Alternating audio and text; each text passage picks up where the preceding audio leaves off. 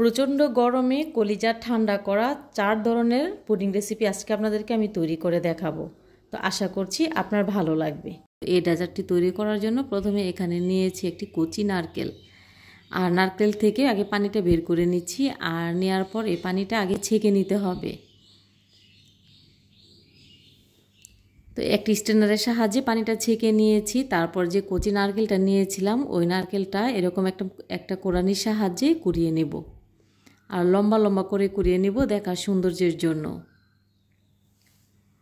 তো এভাবে করে কোড়ানো হয়ে গেছে আমার। তো এই পর্যায়ে যে আগে থেকে আমার নারকেলের পানিটা ছিল ওই পানির মধ্যে আমি দিয়ে দিচ্ছি স্বাদ মতো চিনি, আর এখানে অ্যাড করব আগার আগার পাউডার। এই আগার আগার পাউডারটা যে কোনো লিকুইড জাতীয় খাবারকে জমাট বাঁধতে সাহায্য করে।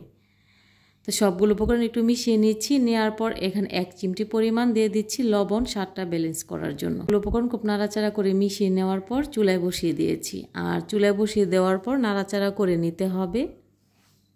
চুলার আঁচ মিডিয়ামে রেখে নাড়াচাড়া করে নিচ্ছি, আর নাড়াচাড়া করে নেওয়ার পর একটা পর্যায়ে যখন এরকম বলক চলে আসবে ওই পর্যায়ে আরও একটু ভালো করে বলক তুলে নিতে হবে। একটু নাড়াচাড়া করে ভালো করে একটু বলক তুলে নিচ্ছিলাম, আর নেয়ার পর যখন ভালো করে হয়ে যাবে ওই পর্যায়ে আমি চুলার আঁচটা অফ করে দেব। আর অফ করে দিয়ে এখানে একটি আমি নিয়েছি ওভেন প্রুফ বাটি। আর এরকম বাটি যদি আপনাদের হাতের কাছে না থাকে সেই ক্ষেত্রে যে কোনো সিলভার বা স্টিলের পাত্র নিতে পারেন। তো আগে থেকে যে কোরানো নারকেলটা নিয়েছিলাম ওই নারকেলটা দিয়েছি, আর পছন্দ মতো এখানে অ্যাড করেছি স্ট্রবেরি।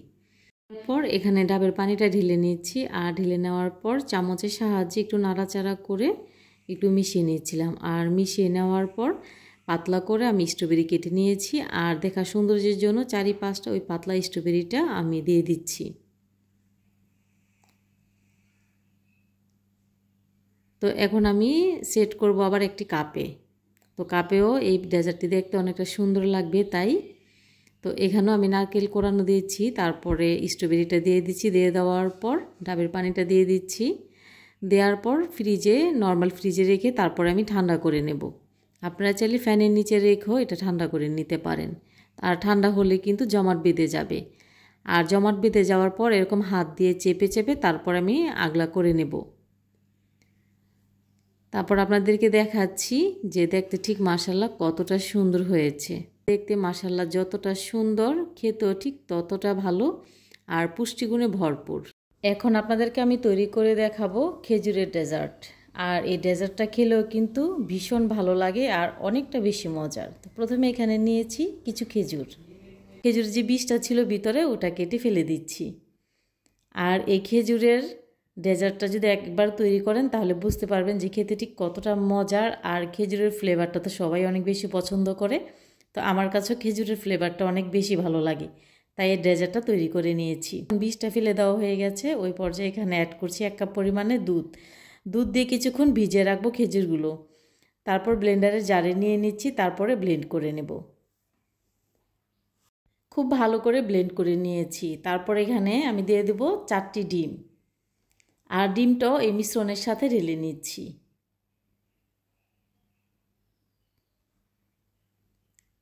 সম্পূর্ণ ডিমটা দিয়ে দেওয়ার পর এখানে দিয়ে দিব আরও 1 কাপ পরিমাণ লিকুইড দুধ। এই দুধ আমি আগে থেকে ঘন করে জাল করে নিয়েছিলাম। আর ডিমের উগ্রগন্ধটা দূর করার জন্য দিয়েছি এখানে ভ্যানিলা এসেন্স, আর স্বাদটাকে ব্যালেন্স করার জন্য দিয়েছি সামান্য পরিমাণে লবণ, আর এখানে অ্যাড করেছি পাউডার দুধ। দিয়ে সবগুলো উপকরণ আবারও ভালো করে ব্লেন্ড করে নিয়েছি। তো এমনিতেই মিষ্টি তাই এখানে চিনি অ্যাড করিনি। খেজুরের যে মিষ্টিটা হবে ওটাই আমার কাছে মনে হয় যথেষ্ট। আপনারা যদি মনে করেন যে খেজুরের মিষ্টিটা পরিমাণ মতো হয়নি সেই পর্যায়ে এখানে আপনারা চিনি অ্যাড করতে পারেন। চুলায় একটি প্যান বসিয়ে দিয়েছি, আর প্যানটা যখন গরম হয়ে গেছে ওই পর্যায়ে এখানে অ্যাড করেছি 1/4 কাপ পরিমাণে চিনি। আর চিনিটা নাড়াচাড়া করে ক্যারামেল তৈরি করে নিচ্ছি। আর নাড়াচাড়া করে নেওয়ার পর যখন এরকম সুন্দর একটি কালার চলে আসবে তখন চুলার আঁচ অফ করে দিব। আর অফ করে দেওয়ার পর যে মোলে এই ডেজার্টটা আমি তৈরি করব ওই মোলে ঢেলে দিচ্ছি। আর ঢেলে দেওয়ার পর নাড়াচাড়া করে ক্যারামেলটা আমি 4-5টা মিলিয়ে নিচ্ছি। আগে থেকে যে মিশ্রণটা আমি রেডি করে রেখেছিলাম ওই মিশ্রণটা এখানে ঢেলে দিচ্ছি। তো এরই মাঝে কিন্তু আমার ক্যারামেলটাও জমাট বেঁধে গিয়েছিল। তো সম্পূর্ণ মিশ্রণটা এখানে ঢেলে দিয়েছি। তো ঢেলে দেওয়ার পর আমার কাছে মনে হয়েছে যে মিশ্রণটা বেশি হয়ে গেছে। তো ওই পর্যায়ে একটি কাপের মধ্যে কিছুটা নামিয়ে নিচ্ছি। তো তো চুলায় একটি প্যান বসিয়ে দিয়েছি, প্যানে পর্যাপ্ত পরিমাণে পানি দিয়ে দিচ্ছি, তারপর স্ট্রেনার বসিয়ে দিয়েছি, দেওয়ার পর মোলগুলো বসিয়ে দিচ্ছি। তারপর ঢাকনা দিয়ে ঢেকে দেব। আর ঢাকনার মধ্যে যদি কোনো ছিদ্র থাকে তাহলে সেই ক্ষেত্রে ছিদ্রটা ঢেকে দিতে হবে। তারপর ঢাকনা দিয়ে ঢেকে রেখে দেব 10 থেকে 15 মিনিটের জন্য। 10 থেকে 15 মিনিটের মধ্যে এই পুডিংটা রেডি হয়ে যাবে। তো আপনাদের কাছে যদি মনে হয় যে পুডিংটি এই টাইমে রেডি হয়নি, ওই টাইমে আপনারা আরেকটু ভাপে দিয়ে রাখতে পারেন। তো আমার পুডিংটি সম্পূর্ণ রেডি হয়ে গেছে। এখন নর্মাল ফ্রিজে রেখে তারপরে পুডিংটাকে ঠান্ডা করে নেব। তো এভাবে পুডিং তৈরি করতে পারেন, যে কেউ পছন্দ করবে। খেজুরের পুডিং তৈরি করে দেখবেন, খেতে ঠিক কতটা মজার হয়।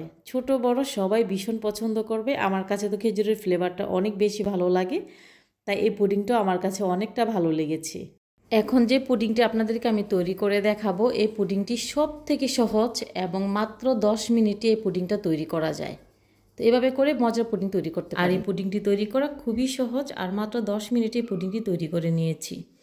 তো প্রথমে যে পাত্রতে আমি সেট করবো পুডিংটা, ওই পাত্রটা আমি একটু তেল মাখিয়ে নিচ্ছি। নেওয়ার পর চুলে একটি প্যান বসিয়ে দিয়েছি। প্যানটা যখন গরম হয়ে এসেছিলো, ওই পর্যায়ে এখানে অ্যাড করেছি 1/4 কাপ পরিমাণে চিনি। চিনিটা যখন ক্যারামেল হয়ে গেছে, ওই পর্যায়ে নাড়াচাড়া করে ক্যারামেল তৈরি করে নিয়েছি। এখানে সামান্য একটু আমি পানিও দিয়েছিলাম 1 চামচের মতো। তো ক্যারামেলের কালারটা যখন এরকম সুন্দর হয়ে এসেছে, ওই পর্যায়ে আমি চুলা থেকে নামিয়ে নিচ্ছি। আর নামিয়ে নিয়ে যে পাত্রতে আমি পুডিংটা সেট করব, ওই পাত্রে আমি ঢেলে নিচ্ছি। আর ঢেলে নেওয়ার পর এখানে আমি নিয়ে নিচ্ছি 4টি ডিম। আর ডিমগুলো আগে ভেঙে নিচ্ছি। তারপর এখানে 1 চিমটি পরিমাণে লবণ অ্যাড করছি। দিয়ে দেবো এখানে ভ্যানিলা এসেন্স। আর এই ভ্যানিলা এসেন্সটা দেওয়ার কারণে ডিমের উগ্রগন্ধটা আসবে না। আর স্বাদ মতো এখানে দিয়ে দিচ্ছি চিনি।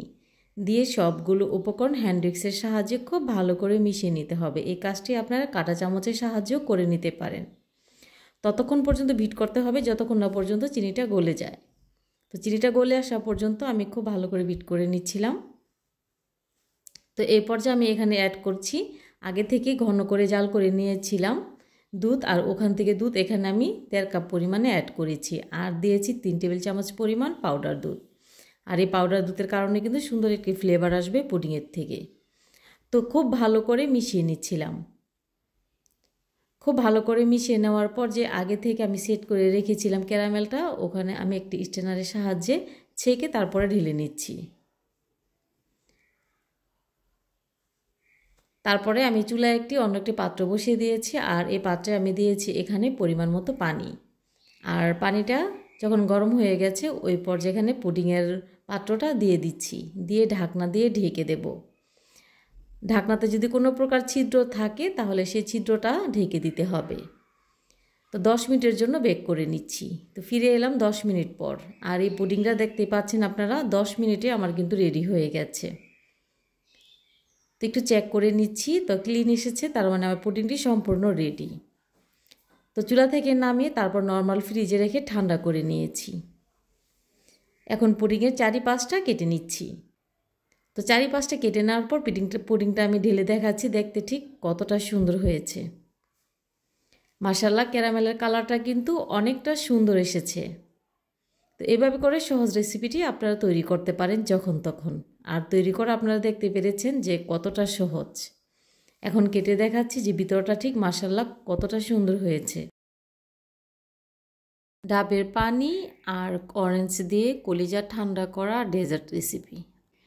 প্রথমে একটি এখানে ডাব নিয়েছি আর ডাবের মুখটা একটু কেটে নিচ্ছি। কেটে নেওয়ার পর ডাবের সম্পূর্ণ পানিটা একটি পাত্রে আমি ঢেলে নিচ্ছি। পানিটা ঢেলে নেওয়ার পর এখানে আমি অ্যাড করছি স্বাদ মতো চিনি। আর এখানে অ্যাড করব আগার আগার পাউডার। এখানে আমি একিকিউর কোম্পানির আগার আগার পাউডারটা নিয়েছি। এই আগার আগার পাউডারটা হচ্ছে যে কোনো লিকুইড জাতীয় খাবারকে জমাট বাঁধতে সাহায্য করে। স্বাদটাকে ব্যালেন্স করার জন্য সামান্য পরিমাণে এখানে অ্যাড করেছি লবণ। সবগুলো উপকরণ একটু নাড়াচাড়া করে মিশিয়ে নেওয়ার পর চুলাতে বসিয়ে দিয়েছি। আর খুব ভালো করে বলক তুলে নিতে হবে। খুব ভালো করে বলক তুলে নিয়েছি। এই পর্যায়ে চুলা থেকে নামিয়ে নিচ্ছি। এখানে একটি ওভেন প্রুফ বাটি নিয়েছি। আপনাদের কাছে যদি এরকম ওভেন প্রুফ বাটি না থাকে, সেক্ষেত্রে যে কোনো স্টিলের পাত্রে এই ডেজার্টটি আপনারা সেট করতে পারেন। তো ঠান্ডা হওয়া পর্যন্ত অপেক্ষা করব। তো এরই মাঝে এখানে আমি নিয়েছি 2টি অরেঞ্জ, আর অরেঞ্জের খোসাটাকে ছাড়িয়ে নিচ্ছি। ছাড়িয়ে নেওয়ার পর একটি ব্লেন্ডারের জারে ব্লেন্ড করার জন্য এখানে অ্যাড করছি 1 কাপ পরিমাণে পানি। পানিটা দিয়ে অরেঞ্জগুলো ব্লেন্ড করে নেব, আর ব্লেন্ড করে নেওয়ার পর ছাঁকনির সাহায্যে ছেঁকে নিতে হবে। তো ভালো করে ছেঁকে নেওয়ার পর এখানে আমি অ্যাড করব আরও আধা কাপ পরিমাণে পানি। এখানে আমি স্বাদ মতো দিয়ে দেব চিনি। 1 চিমটি পরিমাণ এখানে অ্যাড করব লবণ। সামান্য পরিমাণ এখানে অ্যাড করছি অরেঞ্জ ফুড কালার। এটা সম্পূর্ণ অপশনাল, আপনারা চাইলে বাদ দিতে পারেন। আর দিয়ে দেব 1 চা চামচ পরিমাণ আগার আগার পাউডার। সবগুলো উপকরণ একটু ভালো করে মিশিয়ে নিচ্ছি। ফুড কালারটা দেখার সৌন্দর্যের জন্য আমি ব্যবহার করেছি, আপনি চাইলে বাদ দিয়ে এই ডেজার্টটা আপনারা তৈরি করতে পারেন। তো এই মিশ্রণটিও খুব ভালো করে নাড়াচাড়া করে মিশিয়ে নিয়ে আর খুব ভালো করে বলক তুলে নিয়েছি। নেওয়ার পর চুলা থেকে নামিয়ে নিচ্ছি। নামিয়ে নেওয়ার পর যে আগে থেকে আমি ডাবের পানিটা এখানে জমাট বাঁধতে দিয়েছিলাম, ওটাকে আমি 4-5টা চাকুর সাহায্যে কেটে নেব। 4-5টা কেটে নিচ্ছি।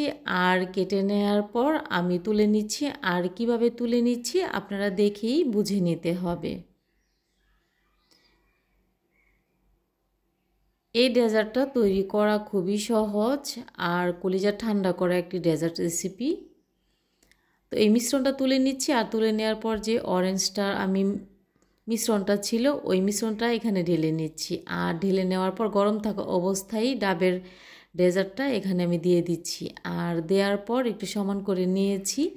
নর্মাল ফ্রিজে রেখে ঠান্ডা করে নিয়েছি। আপনারা চাইলে ফ্যানের নিচে ঘন্টাখানিক রেখে দিলেও জমাট বেঁধে যাবে। তো পুডিংটা পছন্দ মতো কেটে নিচ্ছি।